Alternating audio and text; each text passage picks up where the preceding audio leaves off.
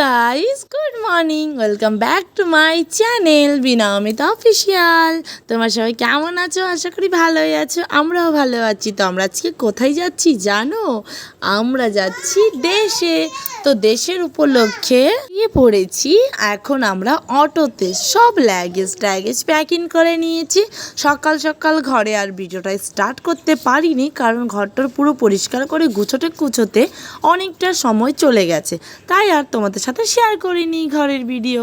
তো দেখো রাস্তায় কি বলবো, এত পরিমাণে ট্রাফিক, আর আমার মাম্মা চিৎকার করছে।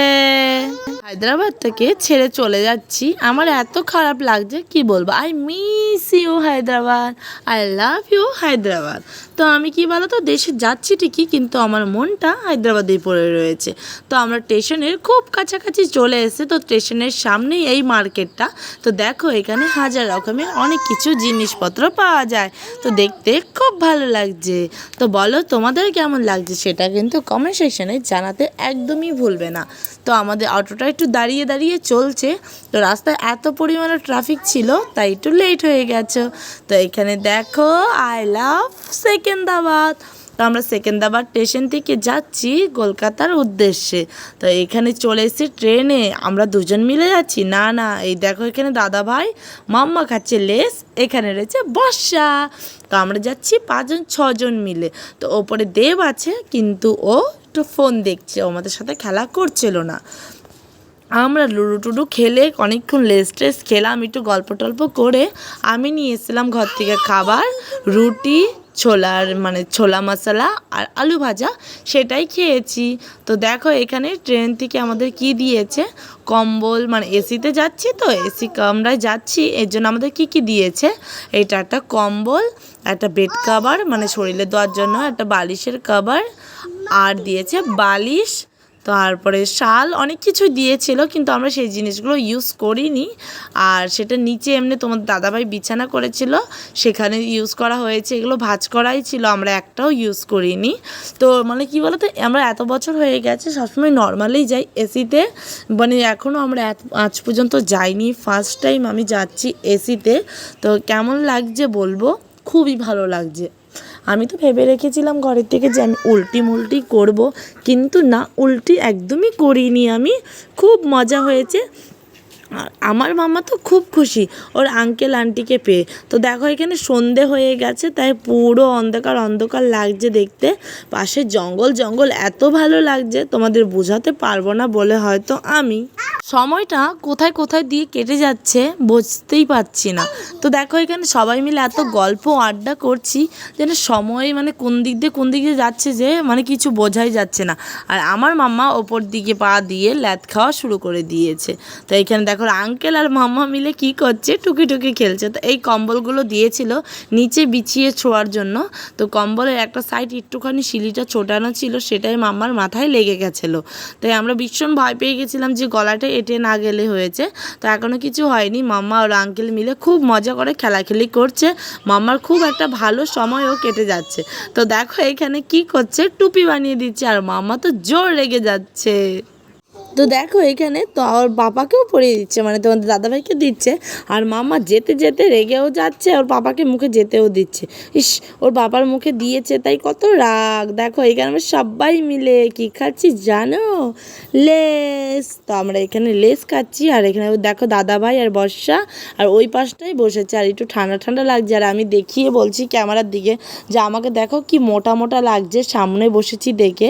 আমি মোটেও এতটা মোটা না, শুধু দেখতেই লাগছে। আর এখানে গান চালিয়েছে, তেনেং তিদিং করে নাচ করছে মাম্মা।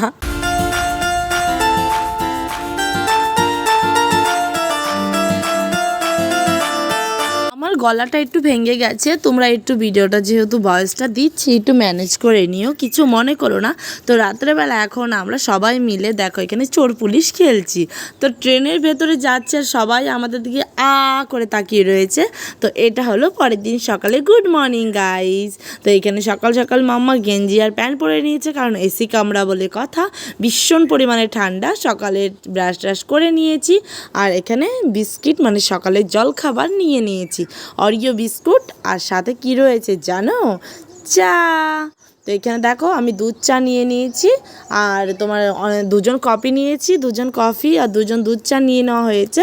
তো 50-50 বিস্কুট এনেছিলাম আর অরিও বিস্কুট। সকালে টুকিটাকি নাস্তা করছি, তারপরে আমরা অনেক কিছুই খাওয়া দাওয়া করবো, কিন্তু সবগুলো ফুটেজ উঠানো সম্ভব হয়ে ওঠেনি আমার। যেটুকু উঠিয়েছি সেটুকুই তোমাদের সাথে শেয়ার করছি।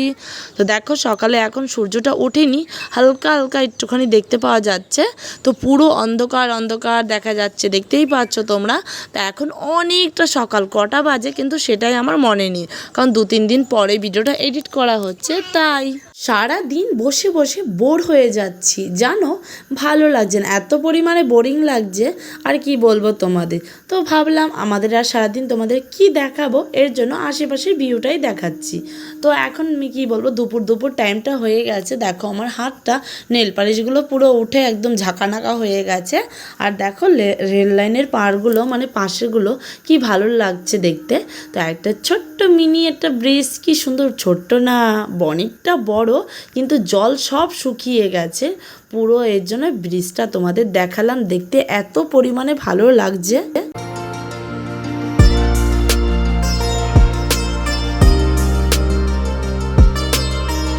যেই জায়গাগুলোতে জল শুকিয়ে গেছে সেই জায়গাগুলো কি দেখে মনে হচ্ছে বলো তো একটুখানি? তোমাদের এত কষ্ট করতে হবে না, থাক আমি বলে দিচ্ছি। সেই জায়গাগুলো মনে হচ্ছে না মরুভূমির মতন, একদম মনে হচ্ছে রাজস্থানের বালু বালু টাইপের জল, পুরো একটুখানিও জল নেই। বৃষ্টি বাদল, এখন বৃষ্টির দিন তো আসছে সামনে, তাই একটু শুকনোই রয়েছে। আর এখানে দেখো দাদা ভাই আর বর্ষা মিলে ভিডিও করতেই বিজি হয়ে গেছে, আর মাম্মা আর তোমাদের দাদা ভাই ফোন দেখছে, আর মাম্মা তোমাদের আরেকবার হাই হ্যালো করে দিল।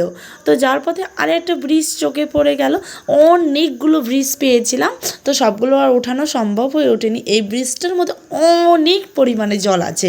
আর যখন আমাদের একটু গরম গরম লাগছিল, ভাবছিলাম আমরা এখানে যদি চান করতে পারতাম এখন কি মজা হতো, ট্রেন থেকে লাফ দিয়ে চান করতাম, আবার টুকুস করে উঠে চলে আসতাম। কিন্তু নামতে পারবো, কিন্তু উঠতে আর পারবো না, তখন ট্রেন চলে গেলে ওখানেই বসে বসে কাঁদতে হবে বলো। এই বলে আমরা হাসাহাসি করছিলাম সবাই মিলে। তো খুব মজা আনন্দ করলাম, দিনগুলো খুবই ভালো কাটছিল, 2 দিন কাটলো। তারপরে এখন দিদিভাইরা দিদি কি বর্ষারা সবাই নেমে যখন যাবে তখন কতটা কষ্ট হবে বলো তো। চলে এলাম দুপুরের খাবার নিয়ে। এটা কি নিয়েছি বলো তো? তোমাদের দাদাভাই খাচ্ছে, এখন ওই দাদাভাইও খাচ্ছে, বর্ষা, আর সাথে কে খাচ্ছে জানো? আমার দুষ্টু মাম্মা। তো মাম্মা আর আমি একটা থালার মধ্যেই নিয়েছি। তো একটা প্লেট আমাদের, সেটার থেকেই মাম্মা অল্প স্বল্প খাচ্ছে, কারণ মাম্মা তো বেশি খাবে না, খাবারের থেকে বেশি নষ্টটাই করবে।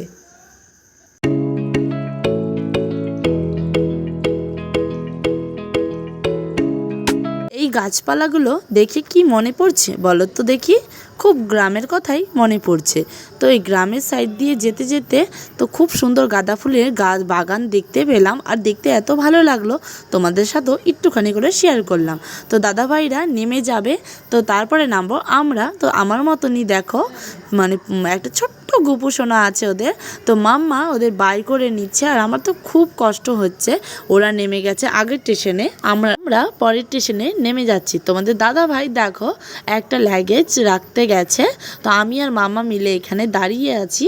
তো আমরা কোথায় নামছি বলো তো? আমরা নামছি হাওড়া। তো এই যে সাথে রয়েছে দেব, আর আমাদের গাড়ি ওই যে দেখো আমাদের কার আসছে, আর এই যে হয়েছে হাওড়া। আর মাম্মা তো খুব খুশি চলে এসে। তো আমি ট্রলিটা নিয়ে দাঁড়িয়ে রয়েছি এখানে, আর দেখো আশেপাশে এত সুন্দর গার্ডেন বানিয়েছে, খুব ভালো লাগছে পরিবেশটা দেখতে হাওড়াটা। তো আই লাভ মাই হাওড়া। তো দেখতে আশপাশটাও এত সুন্দর, এত পরিষ্কার পরিচ্ছন্ন, কি বলবো তোমাদের, বোঝানোর কিচ্ছু নেই। যারা হাওড়ায় এসছো তারা অবশ্যই জানো। তো এরকম পরিচ্ছন্ন থাকলে দেখতেও ভালো লাগে, আর মনটাও পুরো ফ্রেশ ফিল হয়। আর মামা দেখো নাচ করা তিঙ্গারে শুরু করে দিয়েছে, আর আমি তো খুব হ্যাপি, কি বলবো। কত দিন পরে জানো, ফাইনালি 2 বছর পর, 2 বছর কি 19-20 মাস পর আমি এখন কী বলে কলকাতায় এসেছি। তো তারপরে যাব আমি বাপের বাড়ি। তো সেই ব্লগও দেখার জন্য তোমরা ওয়েট করছো। তো ফার্স্টে এই ব্লগটা দেখো, তো কন্টিনিউ ব্লগ পাবে।